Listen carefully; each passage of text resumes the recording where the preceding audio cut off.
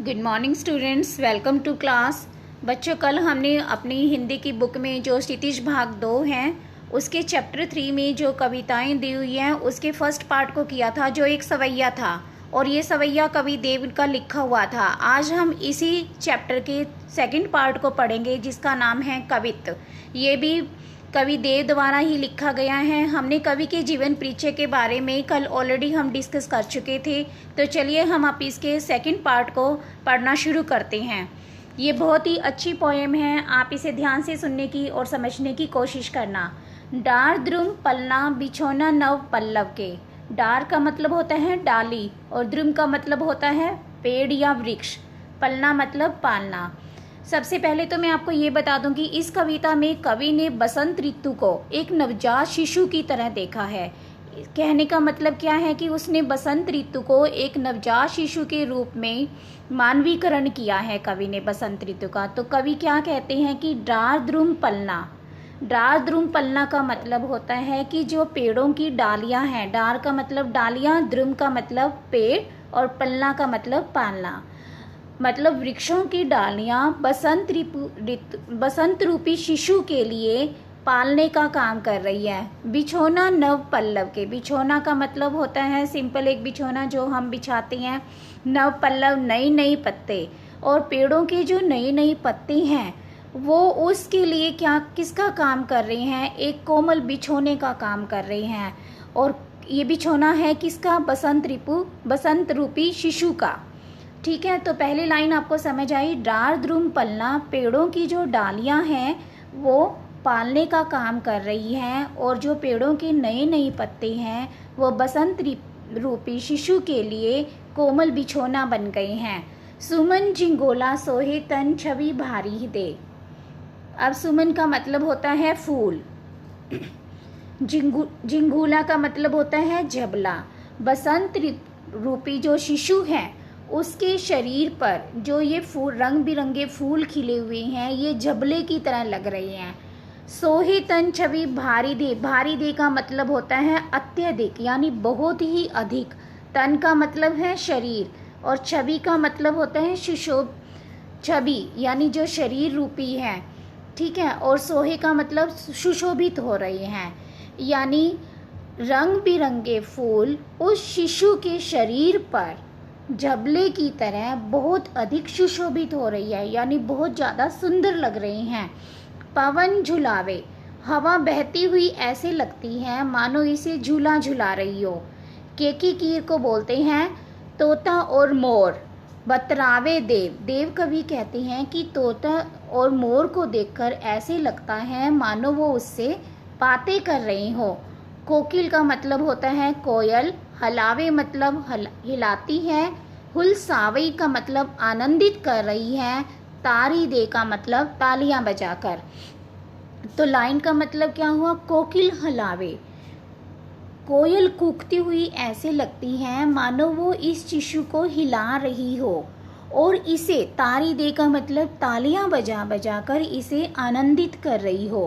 पूरित पराग। पूरित पराग का मतलब जो फैले हुए पराग कण हैं सो उतारो, उतार रहे हैं।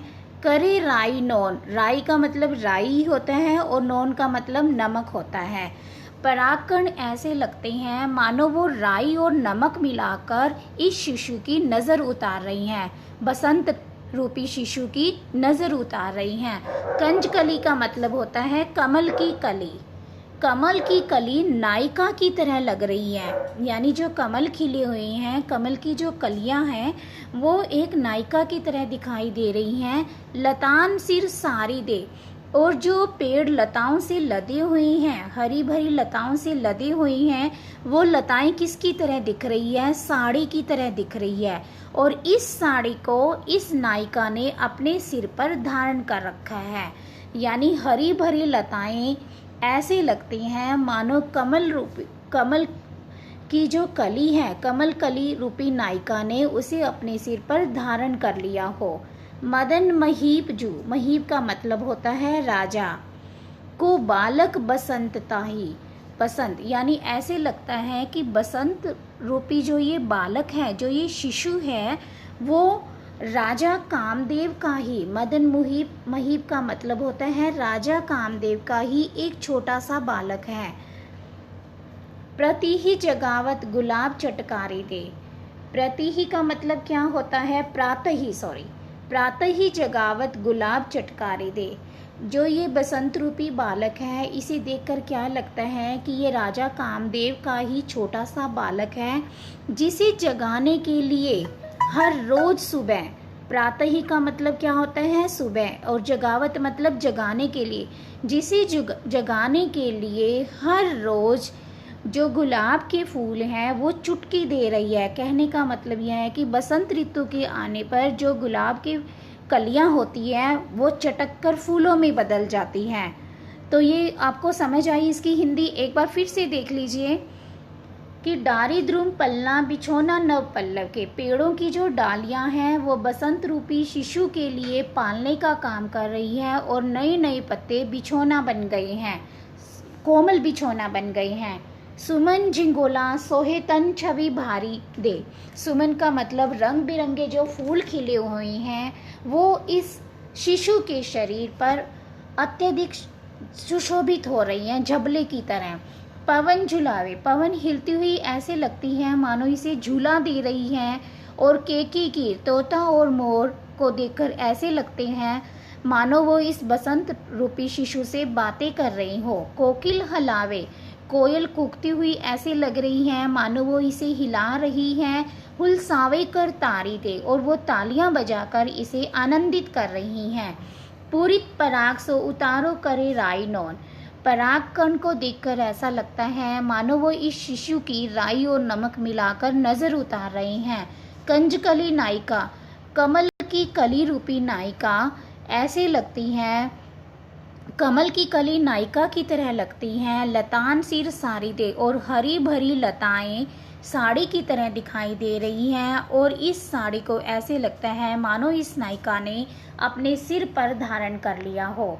मदिन महीप जू को बालक बसंतता ही, ऐसे लगता है कि बसंत रूपी जो ये बालक है मदन मुहीब कामदेव का ही छोटा सा बालक है। प्रातः ही, जिसे सवेरे जगावत, जगाने के लिए, जिसे हर रोज सुबह जगाने के लिए गुलाब चुटकी बजा रही हैं, अर्थात बसंत के आने पर जो गुलाब के फूल हैं वो कलियों से फूलों में बदल जाते हैं।